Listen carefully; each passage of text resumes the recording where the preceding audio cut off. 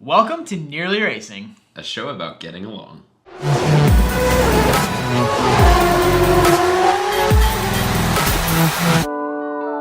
You're still here! Congratulations! You made it to the first borderline educational episode of Nearly Racing. We do mean borderline.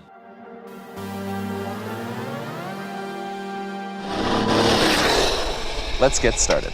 There are a lot of pieces to driving a fast lap. Finding a quick line around a track, learning when to brake, when to accelerate, how to transition from brake to throttle, and then you have to compensate for the unexpected. If it's raining or someone's trying to pass you into a corner or... Matt's gonna cover the basics in this video, and then we'll cover the rest later. The simplest definition of the racing line is the path around the track that yields the fastest lap times. Sounds simple.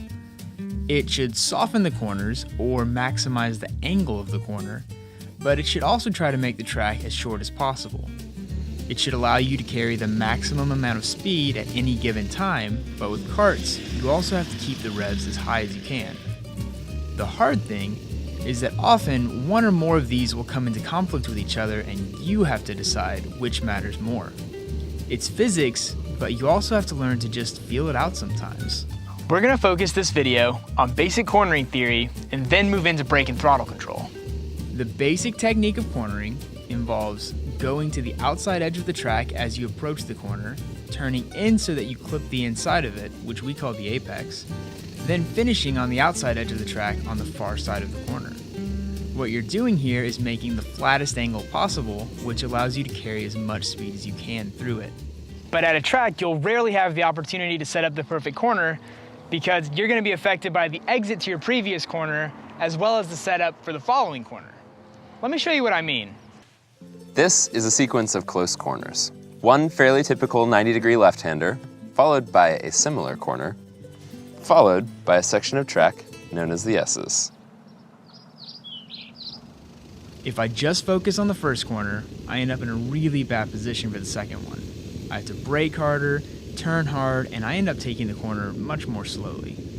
But if I turn in just a little later, hit the apex of the corner in a slightly different position, then only drive the kart somewhere around the middle of the track instead of the far side, I can carry more speed into the next corner and through the esses. That's a lot of information. You know, I think it's time for a joke. No. Come on. Nope. Just We're one not doing joke. it. We're not It's doing a it. great It's not joke. funny. It's not even slightly hilarious. funny. It's so funny. Matt, it's you walking out of a... Now that you've mastered the racing line, let's get into a little more detail on the other part of a fast lap, brake and throttle. It doesn't matter if you've carved the perfect line around a track, if you aren't slowing down and accelerating effectively, you can't put in a fast lap. Once again, the basic idea is pretty simple, but the application is where it can get tricky.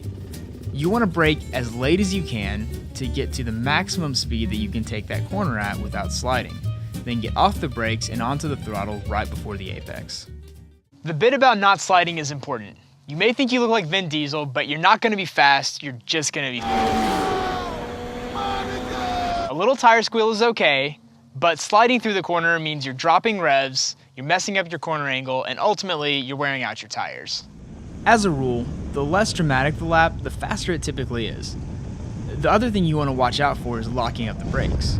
If you've never raced or only driven cars that were made in the last couple decades, this might not be something you've ever experienced. Effective race braking means braking hard, right up to the point where they lock, but without crossing over into lock. Basically, the brakes are supposed to slow the rotation of the wheel, but when they lock, they freeze, and they start skidding, and you end up becoming a passenger on the other side of the corner facing the wrong direction. I've done this once or twice, or maybe a couple more times than that, but what really matters is that I haven't done it anywhere near as many times as Cody has. That's it.